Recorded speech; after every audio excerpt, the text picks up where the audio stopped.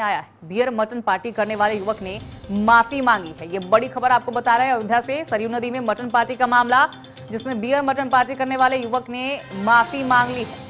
Social media पर video जारी कर उसने माफी मांगी। तो ये बड़ी खबर आपको बता रहे हैं, जहां पर आए दिन इस तरीके की घटनाएं होती रहती हैं। इससे पहले गंगा नदी में भी ऐसा ही कुछ मामला सामने आया था और अब ये मामला सामने आया है, जिसके बाद युवक ने माफी मांगी।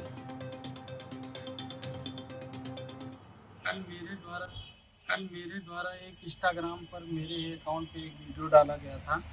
उसमें मटन खाते हुए नाव पे नदी उस पार गए थे हम लोग पार्टी करने। गलती से हम नाव पर बैठकर मटन खा लिए हैं। उसके लिए हम पूरे समाज से और पूरे समुदाय से, पूरे संगठन से हम माफ़ी चाहते हैं, माफ़ी मांगते हैं। दोबारा ऐसी कोई गलती हमसे नहीं होगी, हमको क्षमा करें। पूरे जीवन में ऐसी कोई गलती नहीं होगी, इसके लिए हमको माफ़ करें, क्षमा करें। संसद का मॉनसून सत्र शुरू होने जा रहा है, लेकिन इस बार संसद की कार्रवाई सिर्फ कानून बनाने तक सीमित नहीं रहने वाली। इस सत्र की सियासी गूंज सीधे 2027 के उत्तर प्रदेश विधानसभा चुनाव तक सुनाई दे सकती।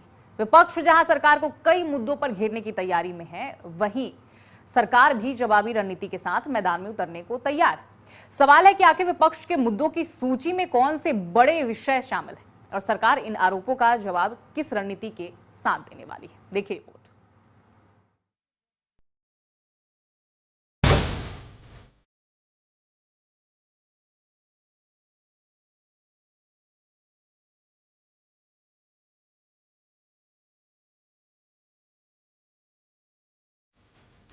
मॉनसून सत्र से पहले ही विपक्ष ने अपनी रणनीति तैयार करनी शुरू कर दी है।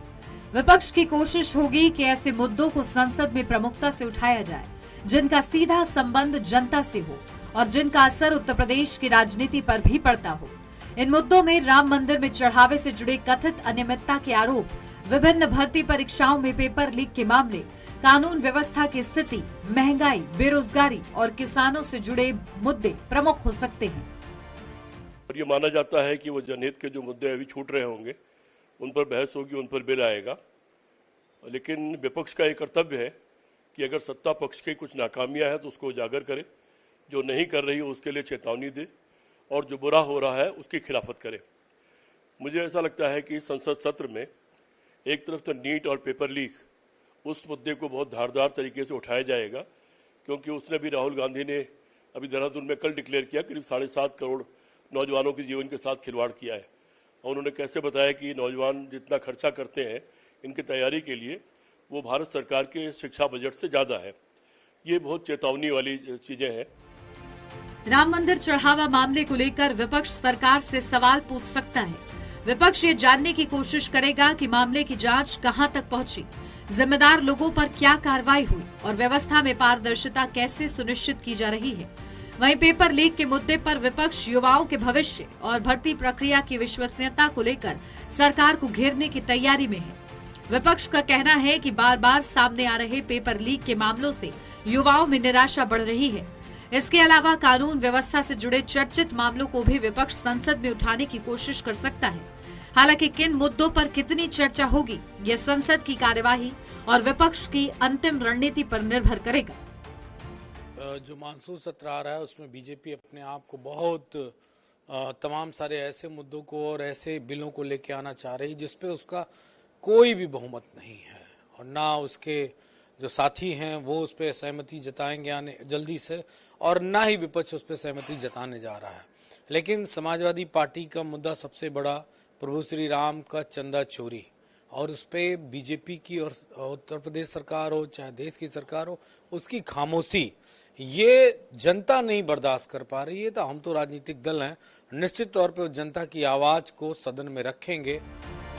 वहीं सरकार भी विपक्ष के हमलों का जवाब देने के लिए पूरी तरह तैयारी में है।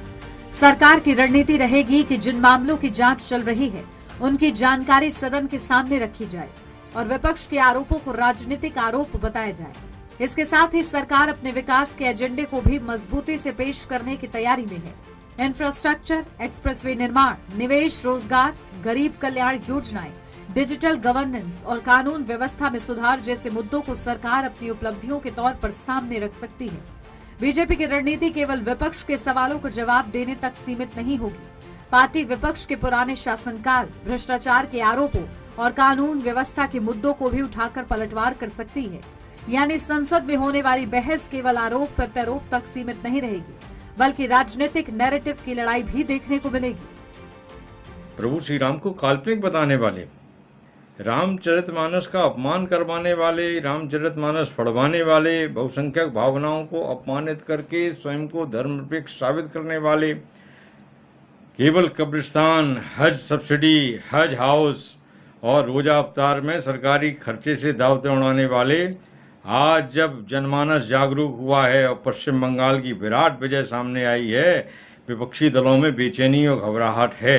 सोमवार 20 जुलाई को शुरू होने वाला मानसून सत्र कानून बनाने और बिल पास कराने का मंच नहीं होगा, बल्कि 2027 के उत्तर प्रदेश के विधानसभा चुनाव का राजनीतिक ट्रेलर भी माना जा रहा है। विपक्ष राम मंदिर चढ़ावा मामला, सोनम वांगचुक, बेरोजगारी, महंगाई और कानून व्यवस्था जैसे सवाल पर सरकार को घेरने का काम करेगा, तो वहीं सरकार जांच, कार्रवाई और विकास के एजेंडे पर विपक्ष को जवाब देने की रणनीति पर काम कर रहा है। यानी संसद से शुरू हुई ये बहस का शोर अब चुनावी मैदान तक सुनाई दे सकता है। संसद का ये मॉनसून सत्र सिर्फ कानून बनाने और विधेयक पास कराने का मंच नहीं होगा, बल्कि 2027 के उत्तर प्रदेश विधानसभा चुनाव की सियासी दिशा तय करने वाला अहम पड़ाव भी माना जा रहा है।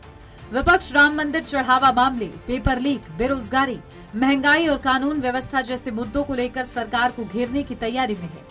वहीं सरकार इन आरोपों का जवाब जांच, कार्रवाई और विकास के एजेंडे के साथ देने की रणनीति बना रही है। यानी संसद के भीतर उठने वाले हर मुद्दे की गूंज आने वाले चुनावी मैदान तक पहुंचना तय माना जा रहा है। राजेश सोनी, नेशन 27, लखनऊ। इस बुलेटिन में इतना।